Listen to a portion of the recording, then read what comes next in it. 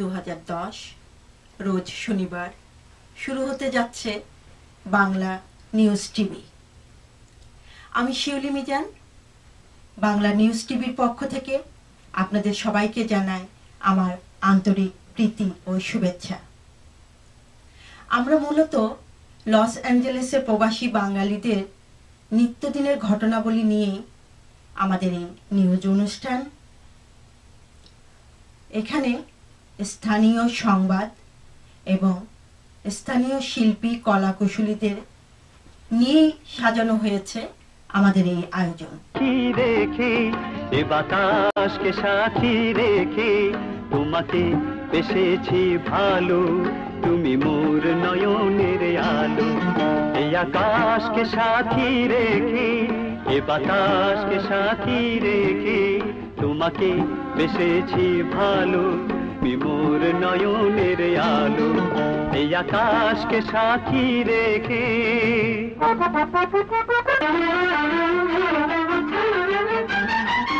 এ জীবন যাবে হেসে খেললে, ডুবে এসে তোমায় কাছে পেলে। এ জীবন যাবে হেসে খেললে, ডুবে এসে তোমায় কাছে পেলে। আমি থাকবো তোমারই হয়ে, এই মন বলে আজ ডেকে, এই মন বলে আজ ডেকে।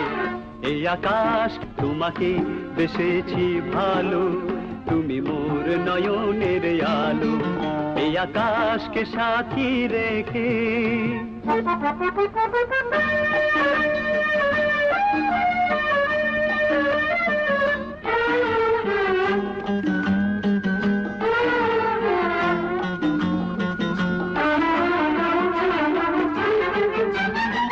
বড় একা ছিলাম পৃথিবীতে, এলে শূন্য হৃদয় ভরে দিতে।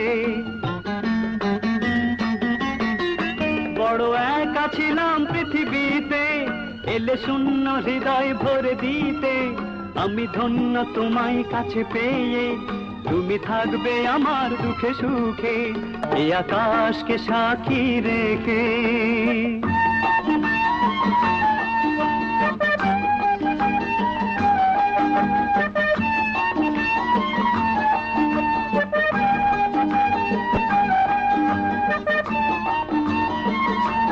বাংলাদেশ নিউজ টিভিতে আপনাদের সবাইকে স্বাগতম। আমাদের সাথে আছেন কুদ্দুস খান, যিনি আপনাদের স্থানীয় সংবাদে নিয়ে যাচ্ছেন সরাসরি।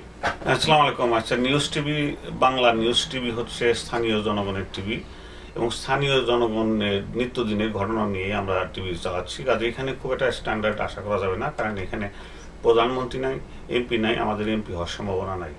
অতএব সাধারণ লোকের সাধারণ ঘটনা, নিত্যদিনের ঘটনা নিয়ে আমরা টিভি চালাচ্ছি। আচ্ছা, সংবাদের প্রথমেই আমি যাচ্ছি বিএনপি গতকাল তোরাত রেস্টুরেন্টে লস অ্যাঞ্জেলেসের একটা আন্দোলনের এখানে তারা খালেদা জিয়ার যে বাড়িটা দখল উচ্ছেদ করা হয়েছে সেটা তীব্র বিরোধিতা করেছেন।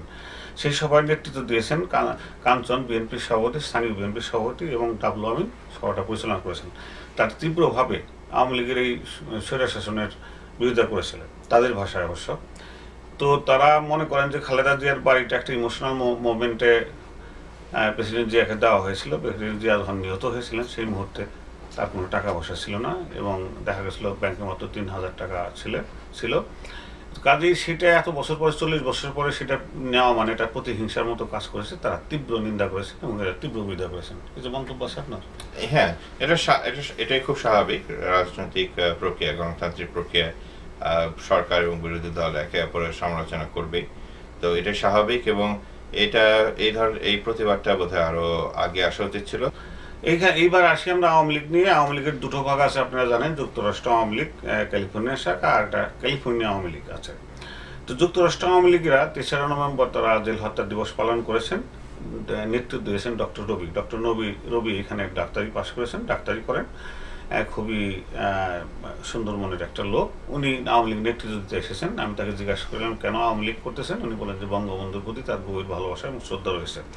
যা হোক, সেখানে কামরুজ্জামান, সৈয়দ নজরুল ও ক্যাপ্টেন মনসুর ও তাজউদ্দিনের যে নিহত হয়েছেন তার সুষ্ঠু তদন্ত তারা আবার দাবি করেছেন এবং তারা এই জেল হত্যা জড়িত যারা ছিল তাদের ফাঁসি দাবি করেছেন। মন্তব্য আছে কিছু? হ্যাঁ, এটা সত্যি। এটা খুব স্বাভাবিক। রাজনৈতিক প্রক্রিয়া, গণতান্ত্রিক প্রক্রিয়ায় সরকার এবং বিরোধী দল একে অপরের সমালোচনা করবে, তো এটা স্বাভাবিক এবং এটা খুব স্বাভাবিক। জেল হত্যা বা যে কোনো হত্যা, এই ধরনের হত্যা নিঃসন্দেহে নিন্দাজনক। তবে প্রবাসের মাটিতে আরেকটা কথা আমি উল্লেখ করতে ভুলে গেছি, প্রবাসের মাটিতে বোধহয় বাংলাদেশের যে নির্বাচন কমিশনের বিধি অনুসারে কোনো এই ধরনের অঙ্গ সংগঠন থাকাটা তারা সমর্থন করেন না। যাই হোক, আপনি আওয়ামী লীগের আরেকটা অংশ আছেন যেটা নেতৃত্ব দেন জনাব তুহিন সাহেব।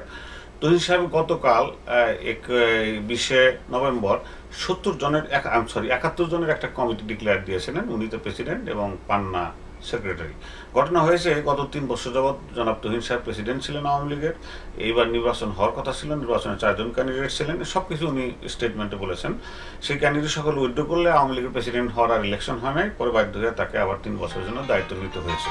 গত 22 নভেম্বর তওরাত রেস্টুরেন্টে লিটল বাংলাদেশ কমিটির সভা অনুষ্ঠিত হয়। সভায় সকলে এই ব্যাপারে ঐক্যমত পোষণ করেন ও দৃঢ়তার সাথে ব্যক্ত করেন যে 71-এ মুক্তিযুদ্ধ বাংলাদেশ বিরোধী ভূমিকা পালন করেছিলেন এবং যে বা যারা 71-এর মুক্তিযুদ্ধ ও বাংলাদেশ বিরোধী ব্যক্তিদের আশ্রয় দিয়ে নতুনভাবে বাংলা সমাজে প্রতিষ্ঠিত করার প্রচেষ্টা চালাচ্ছেন তাদেরকে কখনোই লিটল বাংলাদেশের কমিটিতে অন্তর্ভুক্ত করা যাবে না। সিটি কর্পোরেশন বাংলাদেশের স্বাধীনতা দিবসের সম্মানার্থে আগামী 18 ডিসেম্বর লস অ্যাঞ্জেলেসে লিটল বাংলাদেশ এলাকায় লিটল বাংলাদেশ প্রতিষ্ঠা উদযাপন করবে এবং সেদিন লস অ্যাঞ্জেলেস সিটির মেয়র, 2 জন কংগ্রেসম্যান, এলএ পুলিশ চিফ সহ অন্যান্য সিটি কর্তৃপক্ষ উপস্থিত থাকবেন। পররাষ্ট্রমন্ত্রী দীপু মনি, ঢাকার মেয়র সাদেক হোসেন খোকা, মুক্তিযুদ্ধের সেক্টর কমান্ডার AK খন্দকার, বিমানমন্ত্রী GM কাদের, রাষ্ট্রদূত হুমায়ুন আহমেদ, জাতিসংঘে বাংলাদেশ প্রতিনিধি ডক্টর মোমেন ও মমতাজ উদ্দিনদের অনতিবিলম্বে নিমন্ত্রণ পত্র পাঠানোর সিদ্ধান্ত হয়। সম্প্রতি বাফলা সংকটের মুখোমুখি। লস অ্যাঞ্জেলেসে 42টি সংগঠন বাফলা নামে রিফর্ম গ্রুপ তৈরি করেছে বিভিন্ন দাবি নিয়ে। রিফর্ম গ্রুপ মনে করে মূল বাফলায় 2 জন নেতা অগণতান্ত্রিকভাবে কন্ট্রোলের চেষ্টা করে 20টি সংগঠনকে নিয়ন্ত্রণ করে। তো বেশ কয়েক মাস ধরে এই আন্দোলন দানা বাঁধে এবং এক পর্যায়ে বাফলার ভবিষ্যৎ অনিশ্চিত হয়ে পড়ে।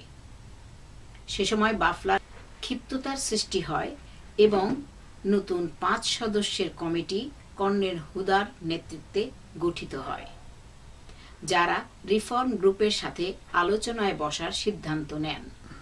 সর্বশেষ খবরে জানা যায় যে কর্নেল হুদার নেতৃত্বে বেশ কয়েক দফা রিফর্ম গ্রুপের সাথে আলোচনা হয়।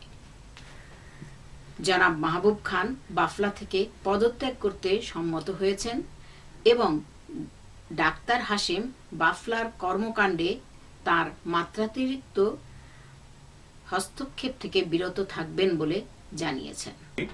ক্লিন করেছে লিটল বাংলাদেশ এরিয়া। প্রিয় দর্শক, আমরা আগেও বলেছি লিটল বাংলাদেশ একটা জোন হয়েছে। তো লস অ্যাঞ্জেলেস প্রতিবারই কিছু কিছু এলাকা ক্লিন করেন। ক্লিন শব্দের অর্থ অবশ্য শুধু পরিষ্কার করা না, ঝাড়ু দিয়ে পরিষ্কার করা না, সেখানে ড্রাগ ফ্রি করার চেষ্টা করেন আর কি। তো সেটা হয়ে গেল সম্প্রতি। তো সেখানে টম লাওং এসেছিলেন, আমাদের কাউন্সিলম্যান, এবং সিটির অনেক কর্মকর্তা এসেছিলেন, বাংলাদেশিদের তরফ থেকে অনেক নেতৃত্ব ছিলেন। আমরা সকলে ঝাড়ু নিয়ে পরিষ্কার করেছি এবং মজার ব্যাপার হলো ড্রাগ ফ্রি কিছু স্লোগান টোলোগান হয়েছে।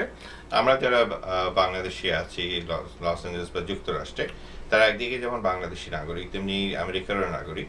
সুতরাং আমাদের জন্মস্থান বাংলাদেশের প্রতি দায়িত্ব পালনের পাশাপাশি আমাদের কিন্তু উচিত সামাজিকভাবে আমেরিকারও কিছু ভালো কাজের সাথে নিজেদের সম্পৃক্ত করা। ঈদুল আজহা, ঈদ কোরবানির ঈদ যেটা আমরা বলে থাকি, যে 2টো ঈদ হয়েছে। বাঙালি মসজিদ যেটা ছিল, যেটা নাকি ওই স্বদেশের পাশাপাশি ওনারা বলেছেন যে ঈদটা 17 তারিখে হবে, ওইটাই তারা ডেট নির্ধারণ করেছেন। তো দুটো দিনই বাঙালিরা ঈদের ডিভাইডেড হয়ে জামাত করেছেন। তো দ্বিতীয় দিনে আমি জামাতের শরীক হয়েছি, জামাতটা ভালোই হয়েছে, এটা শ্যাডো সেন্টার হয়েছিল। আর কোরবানির একটা ইন্টারেস্টিং জিনিস হইলে আমাদের একজন প্রচার হয়েছেন, সুমন করে, এক বাঙালি, সুমন আহমদ, এক বাঙালি 2nd জেনারেশনের ছেলে। উনি বোসারিতে করেছেন, গ্র্যাজুয়েশন করেছেন ইউনিভার্সিটি থেকে, তারপর একটা বোচার শপ মানে জবাই দেওয়ার কারখানা, গরুর কারখানা করেছেন। আমরা জানতাম যে কসাই মানে হচ্ছে একটা নিন্দনীয় সামাজিকভাবে নিম্ন শ্রেণী তারা, কিন্তু এই সুমন কেন বোসার হলো এই নিম্ন শ্রেণী, এটা পেশা বেছে নিল। আমি জিজ্ঞাসা করেছিলাম, এটা নিয়ে অনেক হাস্যর রস আমরা করেছি। তো আপনি কি মনে হয় কসাই তো সমাজচ্যুত একটা, সেইখানে সুমন কঠিন লেখাপড়া করে 4 বছরের গ্রাজুয়েশন করে আবার কসাই হওয়ার জন্য চেষ্টা করছেন?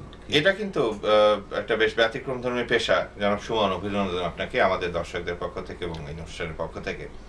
এই ব্যতিক্রম ধর্মী পেশা আসার জন্য কিন্তু যথেষ্ট রকম শক্ত মনোবলের অধিকারী হতে হয় এবং আপনি যেটা করেছেন এবং পেরেছেন, ডিগনিটি অফ লেবার বলে যে কথাটা আছে, তার পরিপূর্ণ বহিঃপ্রকাশ কিন্তু আমরা এই মার্কিন যুক্তরাষ্ট্রে দেখছি। বাংলাদেশে আমার বাপ যে আমার একটা বন্ধু হয়েছিল, এক কসাই ছিল, আমার বাপ বলেছে ওর সাথে মিশো না, ও কসাই, তুমি নিচু জাতের সাথে মিশবে কেন? সেই ঘটনা বিয়ে টিয়ে নাকি হয় না কসাইদের।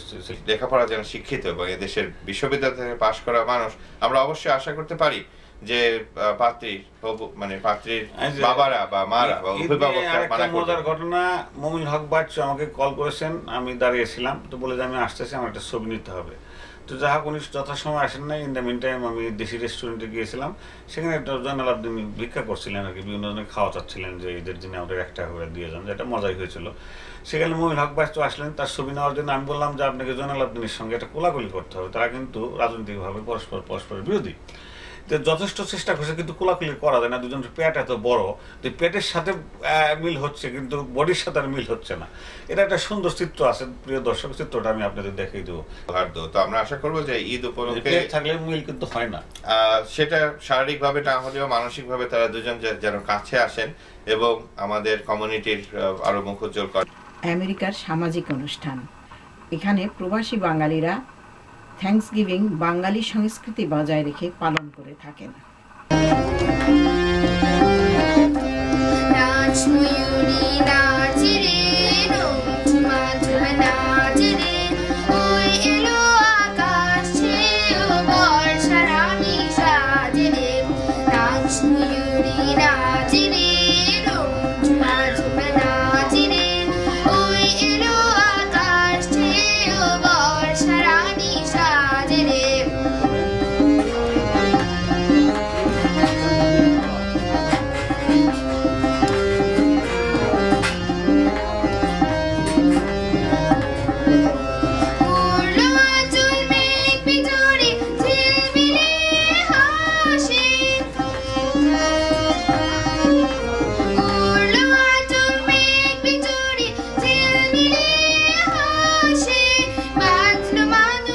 সুপ্রিয় দর্শক মণ্ডলী, আসসালামু আলাইকুম। বাংলা নিউজ টিভির পক্ষ থেকে আপনাদের সবাইকে স্বাগত জানাচ্ছি। আমাদের সাথে আছেন ডক্টর রফিকুল আলম, যিনি বাংলা টিভি লস অ্যাঞ্জেলেসের চেয়ারম্যান। এই যে বাংলা নিউজ টিভি শুরু হলো আর কি, এর পেছনে কারণটা কি? যে আমরা বাংলা টিভিটা মূলত বিচিত্র অনুষ্ঠানের মতো একটা অনুষ্ঠান আমরা সেখানে উপহার দিই জনগণকে, আর বাংলা নিউজ টিভিটা হবে নিউজ ভিউজের উপরে। সুতরাং এটা একটু আলাদা, কিন্তু আমাদের সাথে একটা সেতুবন্ধন রয়ে গেল। আমাদের উদ্দেশ্য সমস্ত বাঙালি জনগণকে অ্যাট্রাক্ট করা, এবং সেজন্য এখানে সবই আছে। আর নিউজ অ্যান্ড ভিউজের মধ্যে শুধু টক শো মেইনলি থাকবে, আর নিউজ থাকবে, আর মাঝে মাঝে লোকজন যদি বিরক্ত হয়ে যায় তখন আমরা একটু গান টান দিয়ে মানুষকে একটু চাঙ্গা করবো। এখানে কোনো সেন্সরশিপ একেবারে নেই তা না, তবে যথেষ্ট মুক্ত। এটা একটা মুক্তাঙ্গন বলতে পারেন। এখানে আপনার মতামত, আপনার ভিউজ আপনি স্বাধীনভাবে প্রকাশ করতে পারেন, যেটা নাকি বাংলা টিভিতে একটু অসুবিধা হতো। সেই জন্য আমরা দুটো আলাদা করে দিলাম। এর তো জনগণের জন্য আরও ভালো হলো, কারণ জনগণ একটা বিচিত্র অনুষ্ঠানমূলক একটা টিভি পেল, আবার অ্যাট দ্য সেম টাইম তারা একটা নিউজ অ্যান্ড ভিউজের জন্য একটা নতুন টিভি পেল। কাজে নিউজ ভিউজে আপনি যেটা দেখবেন, আপনাদের যদি পছন্দ না হয় তাহলে আপনার শুধু তাদেরই কি সুনাম বা বদনাম, তাদের কি করবেন, আমাদের করবেন না। সমস্ত দলমত নির্বিশেষে ভিন্ন মতকে শ্রদ্ধা করে দুটি চ্যানেলকে আপন মনে করে নিতে হবে। দুটো অনুষ্ঠানই সম্প্রচারিত হবে চ্যানেল 18 থেকে। আপনাদের সবাইকে দেখার জন্য অনেক ধন্যবাদ।